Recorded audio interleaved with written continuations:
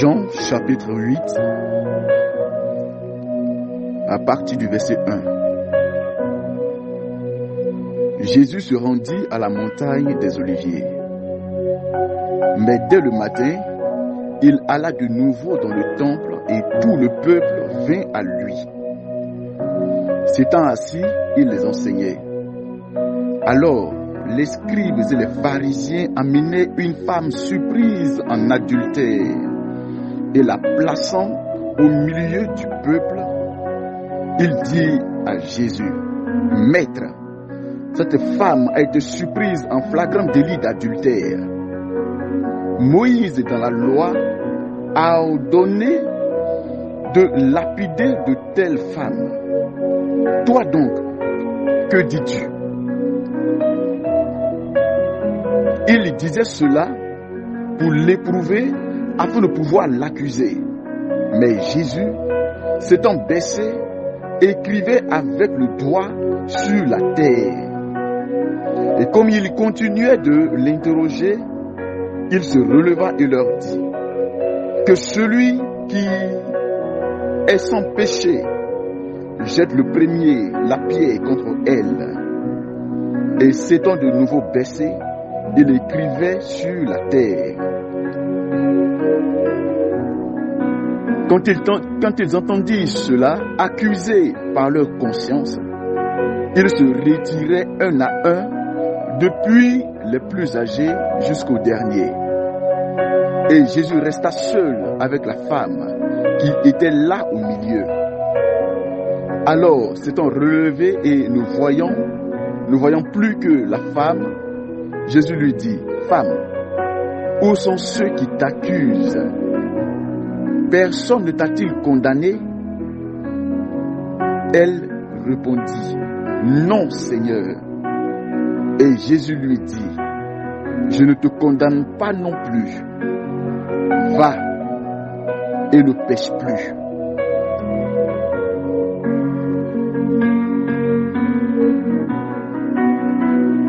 Nous te bénissons pour ta parole, notre Dieu, notre Père.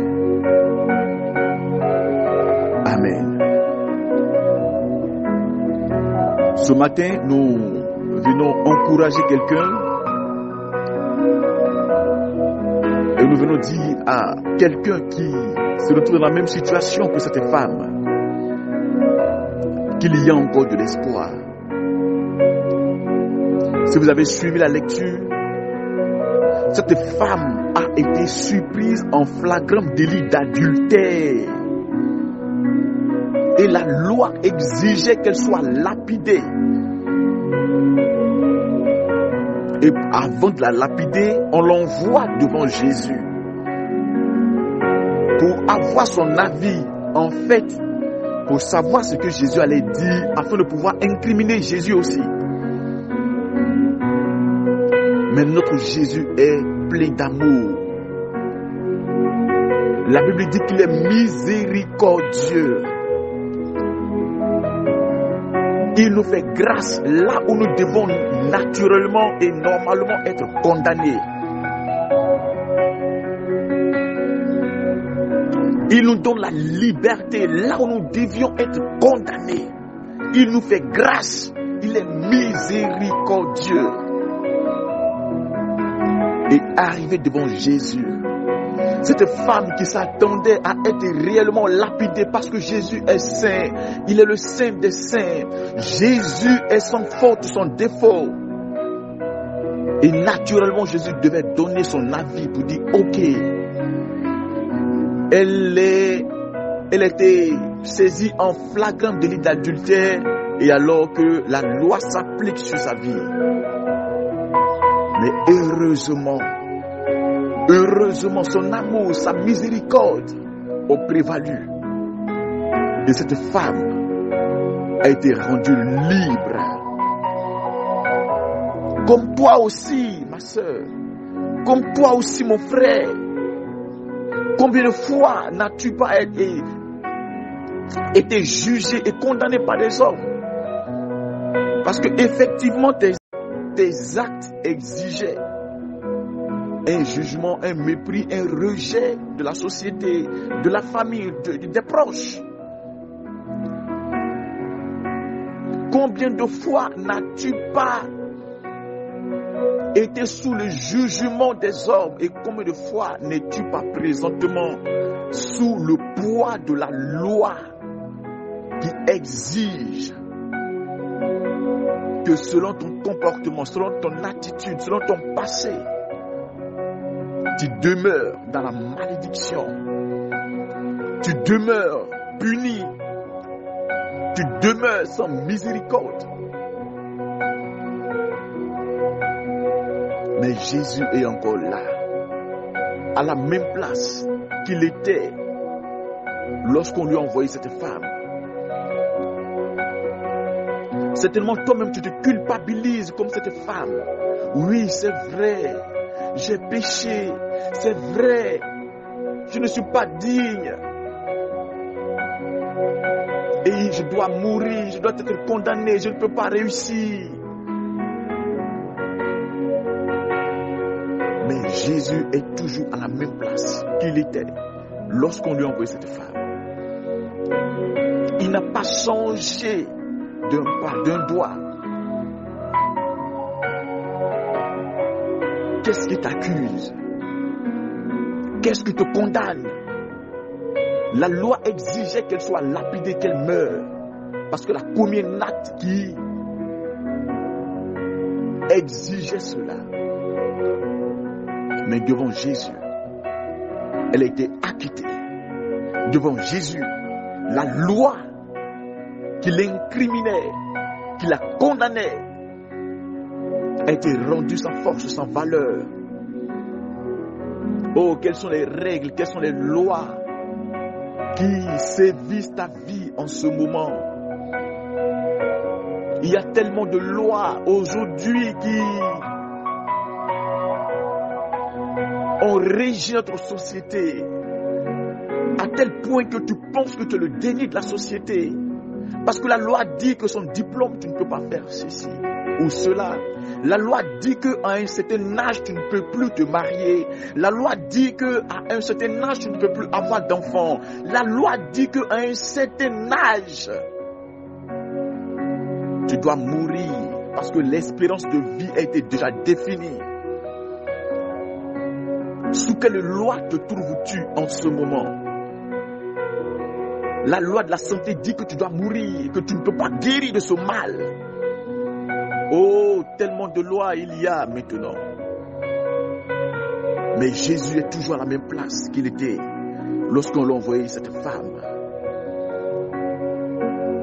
Jésus ne te condamne pas, mon frère. Jésus ne te condamne pas, ma soeur. Tu as été rejeté parce que tout le monde te traite de prostituée. Et c'est ce que tu es. Tu n'as pas bonne réputation. Tu as été rejeté, jugé, condamné par les hommes. Parce que ton comportement n'a pas été apprécié. Mais Jésus ne te condamne pas.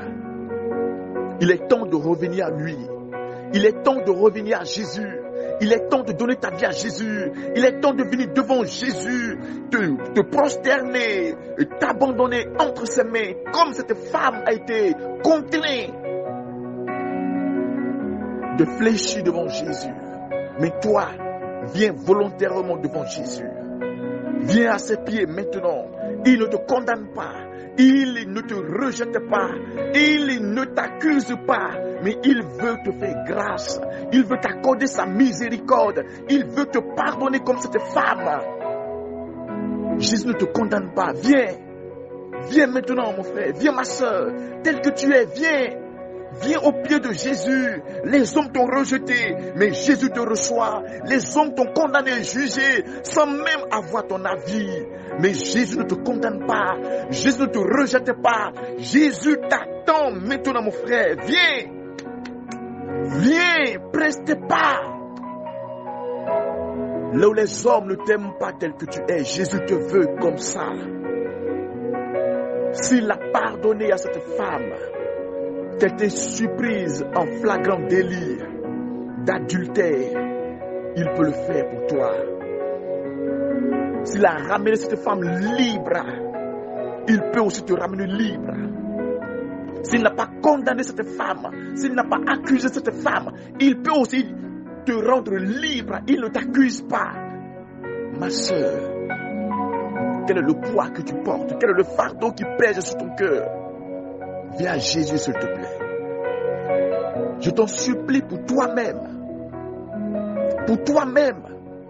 Viens à Jésus, s'il te plaît.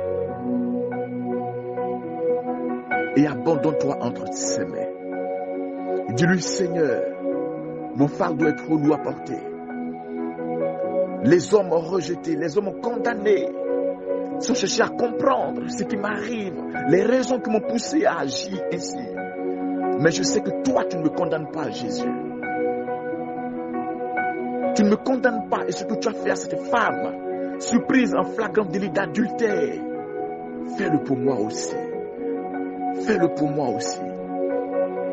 Jésus lui a dit, va et ne pêche plus. Tu es pardonné, certes, mais commence une nouvelle vie avec Jésus. Ne pêche plus, ne retourne plus à ce péché, ne retourne plus à ce que tu as fait. Va et ne reprends plus. Jésus t'a rendu libre. Et cherche à renforcer ton intimité, ta communion avec le Seigneur Jésus. Maintenant, en cherchant une église évangélique, en cherchant à comprendre la parole de Dieu, en communiant avec les frères, en partageant la parole de Dieu avec des frères. Et tu sauras ce que le Seigneur veut que tu fasses exactement maintenant que tu lui as donné ta vie. Ne lui résiste pas, mon frère, ma soeur, mon ami. Ne lui résiste pas. Ne reste pas tel que tu es. Ne reste pas là où tu es. Cherche à connaître le Seigneur Jésus. Nous te conseillons une église évangélique où la parole de Dieu est prêchée dans toute sa vérité. Ainsi, tu apprendras à connaître Jésus-Christ. Tu connaîtras sa loi pour toi. La Bible dit que son joug est doux. Son fardeau est léger. Et tu vas suivre ses instructions afin de ne pas retourner à ce que tu viens d'abandonner. Ceci est un programme de la jeunesse de l'église des assemblées de Dieu de Agny-Blécro, Temple du Salut. Nous espérons que cette exhortation te fera du bien et t'amènera à communier réellement avec le Seigneur Jésus. Et si cela t'a fait du bien, ne le garde pas pour toi seul. Partage-le avec tes proches, avec tes amis, avec un parent, pour qu'un plus grand nombre connaisse le Seigneur Jésus et expérimente le salut qu'il a. Que Dieu te bénisse et qu'il bénisse cette parole dans nos cœurs au nom de Jésus-Christ. Amen.